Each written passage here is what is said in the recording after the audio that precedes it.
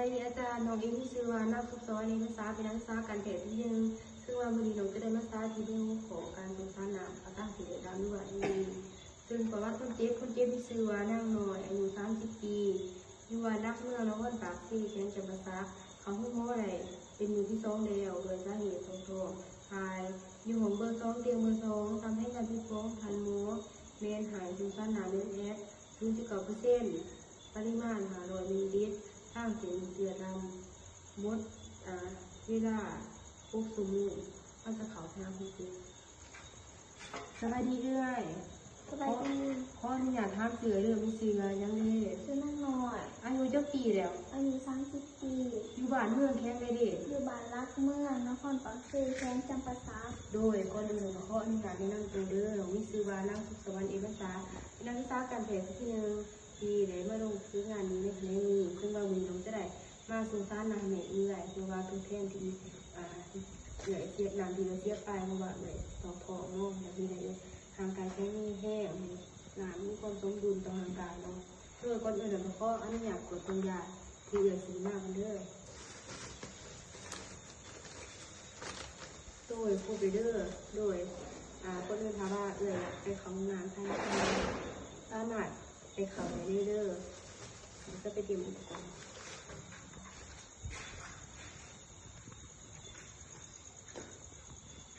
เขาจะล้างมือให้ครบขั้นตอนก่อน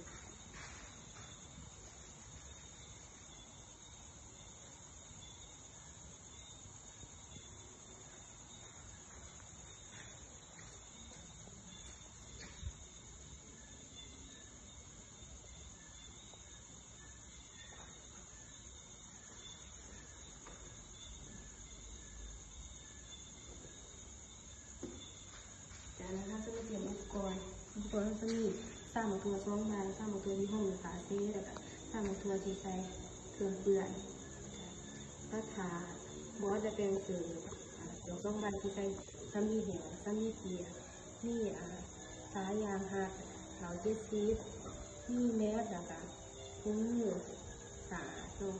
แล้วก็จะมีม้อนห้องขากันเปื่อนขายางกันเปื่อนแล้วก็ยาเนาะนี่อันนี้เนี่ย500 มิลลิลิตรแล้วก็ซ้ายซึ่งเขาใช้เดี่ยวซ้ายเป็นซ้ายหยอดตอนนี้เนี่ยเข้มกาติเตะเ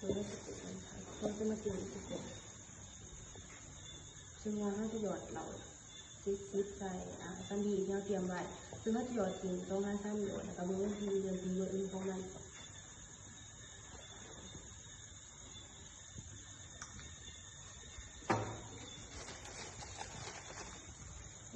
จากนั้นก็จะกินทุกคนว่าถ้าสมมติกิน1 ทีจะ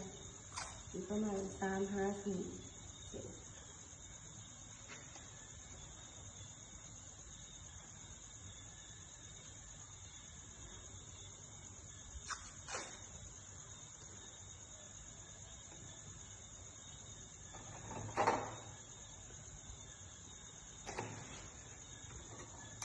แล้วจะกินตามที่หัวใช้ตามตัวที่ห้องปาเต้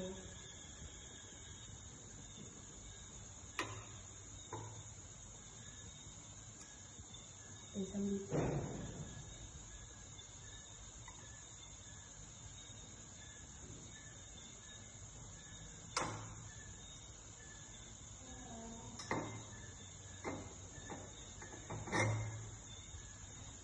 จากนั้นจะมาใส่ถุงมือสะอาด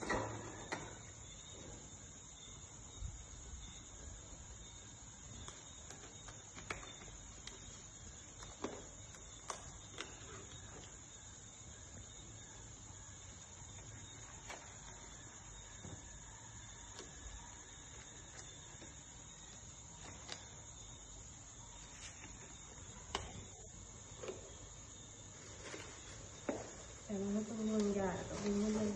มีเบิ่งอยู่ข้างมันกับเบิ่งแผ่นข้างยามาถึงแล้วโลถึงแล้วเขาจะใช้ฟ้าออกมาจากเศษด้วยทำดีเสียบเป็นมือเป็นคนห้อยออกไปเนาะเขาจะสีเซเอาถั่ว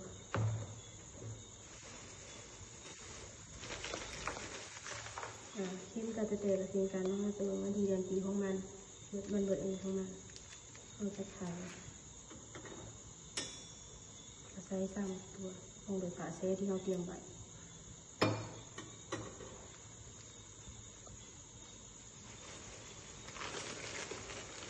แต่ในซ้ายเราต้องเบิ่ง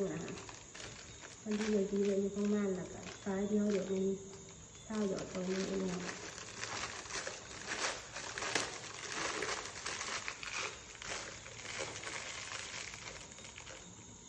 ถ้าจะถึงไปต้องกินแล้วด้วยแต่เราจะมาแปลงซ้าย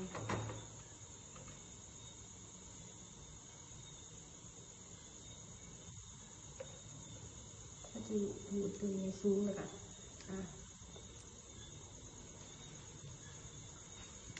ซึ่งเราจะหลบไว้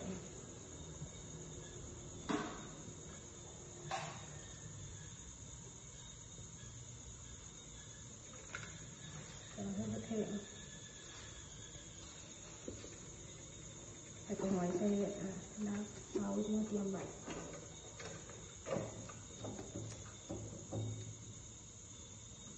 แต่ถ้าจะดีต้องเป็น1/3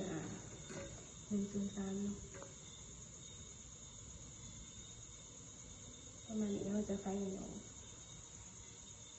แต่ถ้าจะได้อากาศ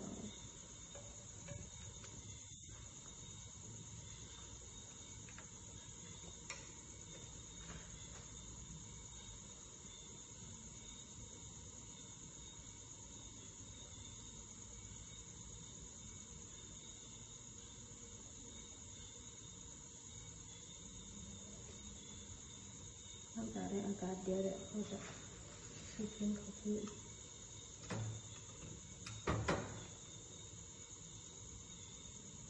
ฉันให้จะปิดเธอไว้แต่ถ้าจะมากวดบนอุปกรณ์มาครบแล้วหรือเปล่าแต่ถ้าจะเตรียมเข้าไปหาคนเจ็บเลย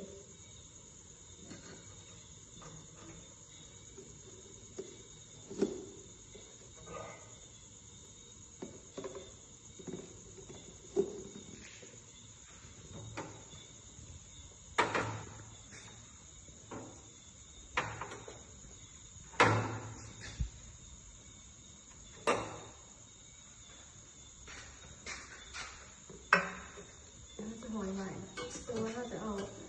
ปริมาณมันออกข้างนอกเนาะ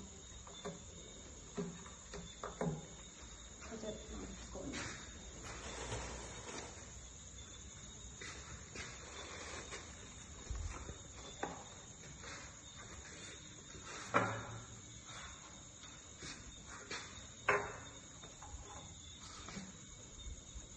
แต่เขาจะมาจัดสถานที่คือเปิดไฟแจ้งค่ะที่ประตูที่ทำงานทุกคนไปซื้อตู้ประจีเขาจะใส่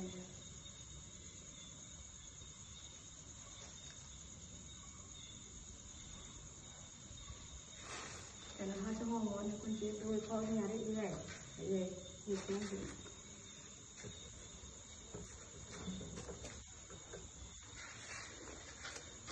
เราจะห้องการเปลี่ยน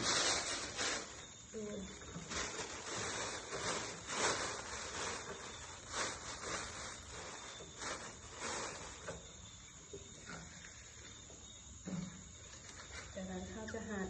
นะคะพอให้คนเจ็บกำมือเขาโดยเลยกับมือเขาเหมือนเดิม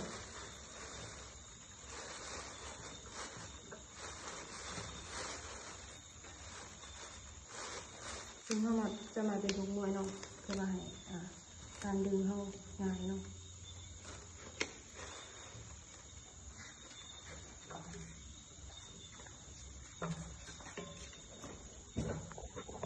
พอคนเจ็บกำมือเขาแล้วเขาจะใส่ซ้ำดีเปียกเสร็จเรียนสิ่งเดียวที่เขาจะแทง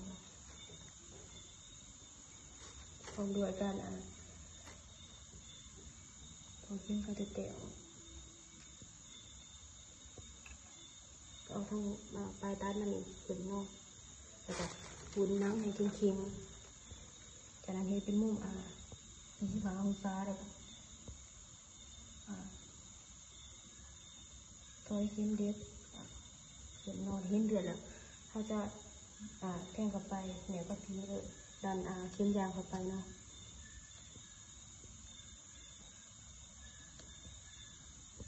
จะดันเค็มยางเข้าไป อได้เขาจะคุมซ้ายออกจนเขาจะถอดเข็มเด็กออกก็เอาซ้ายหนามที่เขาเอามาใส่พร้อมกับปลั๊กให้มันแน่นแล้วก็คุมไว้เนาะ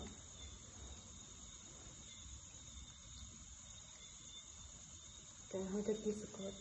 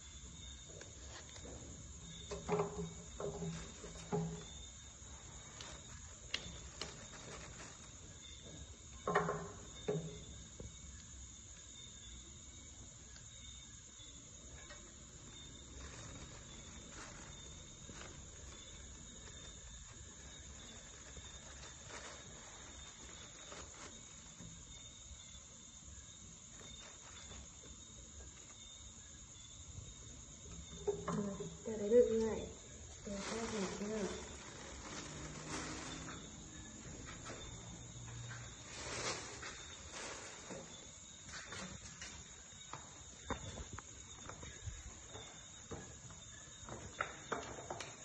แต่ถ้าจะมาได้หาโมตัวเราคำนวณแบบคือ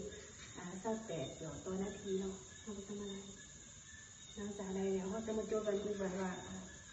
เขาเลยส่ง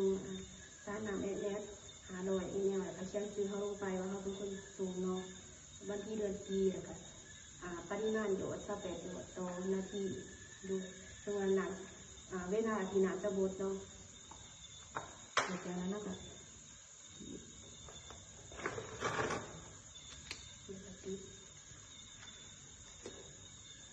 ดูแล้วเขาจะ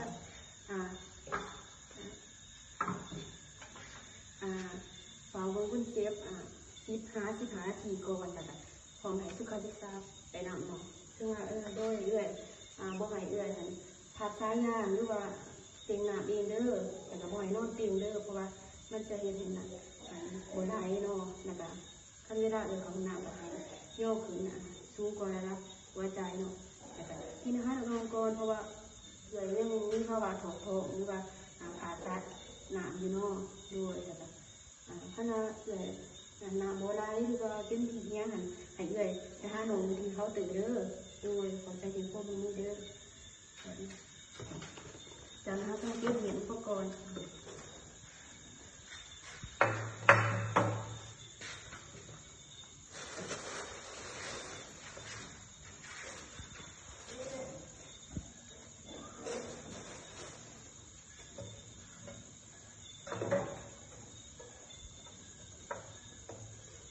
เขาจะมาหนีใส่กับผู้ที่เขาเป็นไหวที่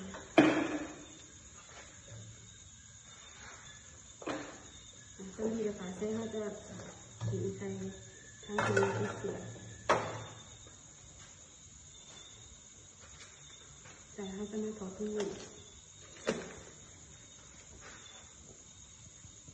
แต่คือไปเนี่ยตั้งเดียวที่เขาจะมาหลับด้วยอะไรโครงหากันโต